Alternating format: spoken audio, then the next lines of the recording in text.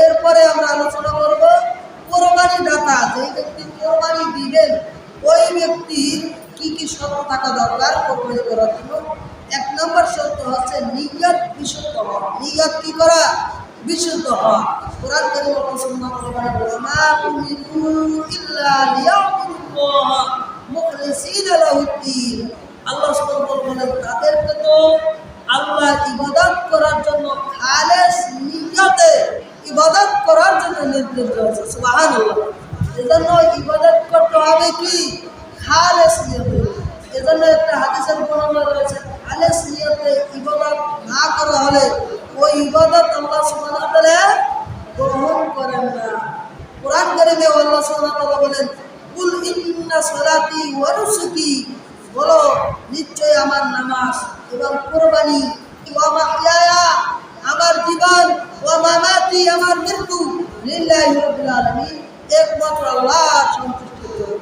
এজন্য একমাত্র আল্লাহর সন্তুষ্টির জন্য কোরবানি করতে হবে। কোনো ব্যক্তির জন্য কোরবানি করা যাবে? এমনিভাবে কোরবানি কবুল হওয়ার জন্য কোরবানি দাতার আরেকটা শর্ত দরকার, সেটা হচ্ছে মানুষকে দেখানোর জন্য কোরবানি করা যাবে। মানুষকে দেখানোর জন্য যদি কোরবানি করে সেই কোরবানি কবুল হবে না। হাদিসের বর্ণনা রয়েছে আল্লাহ সুবহানাহু ওয়া তাআলা নবী আলাইহিস সালাম বলেন ইন্নাল্লাহা লা ইয়ানজুরু ইলা সুওয়ারিকুম ওয়া আমওয়ালিকুম, নিশ্চয় আল্লাহ সুবহানাহু ওয়া তাআলা তোমাদের চেহারা এবং কৃতকর্মের দিকে তাকান না, ওয়ালাকি ইয়ানজুরু ইলা কুলুবিকুম ওয়া আমালিকুম, বরং আল্লাহ সুবহানাহু ওয়া তাআলা দেখেন তোমাদের অন্তর এবং তোমাদের আমল সমূহ দেখেন। আমরা কি আমল করি, কি অন্তর থেকে চিন্তা ভাবনা করি, সেইগুলো আল্লাহ সুবহানাহু ওয়া তাআলা জানেন। তাহলে কি উদ্দেশ্যে কোরবানি করলাম সেটা আল্লাহ সুবহানাহু ওয়া তাআলা জানেন কি জানেন না? অবশ্যই জানেন। এজন্য আমাদেরকে আল্লাহর সন্তুষ্টির উদ্দেশ্যে কোরবানি করতে হবে, মানুষকে দেখানোর জন্য কোরবানি করতে হবে। এমনিভাবে আরেকটা শর্ত আছে কোরআন হাদিস অনুযায়ী কোরবানি করতে হবে। এর মধ্যে থেকে শিরক না থাকা, কোরবানি করার মধ্যে শিরকি আকীদা থাকা যাবে না। এমনিভাবে কোরআন সুন্নাহ বিরোধী কোনো কার্যক্রম করা যাবে না। যাবে? কোনো কার্যক্রম করা যাবে না। শিরকি আকীদা থাকা যাবে না। যেমন আল্লাহর নাম ছাড়া কোনো ব্যক্তির নামে কোরবানি করা যাবে না, কোনো ব্যক্তির নামে কোরবানি করা যাবে না, ব্যক্তির পক্ষ থেকে কোরবানি করা যাবে, কোনো ব্যক্তির নামে কোরবানি করা যাবে না। যাবে? ব্যক্তির নামে কোরবানি করা হারাম, আল্লাহর নামে কোরবানি করতে হবে, কিন্তু ব্যক্তির পক্ষ থেকে কোরবানি করা যাবে, ঠিক কিনা?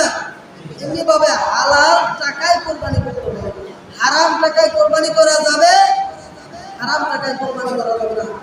নবী আলাইহিস সালাম বলেন ইন্নাল্লাহা তাইয়্যিবুন, নিশ্চয় আল্লাহ সুবহানাহু ওয়া তাআলা পবিত্র, লা ইয়াকবালু ইল্লা তাইয়্যিবান, এবং পবিত্র বস্তু ছাড়া আল্লাহ সুবহানাহু ওয়া তাআলা কি করেন না?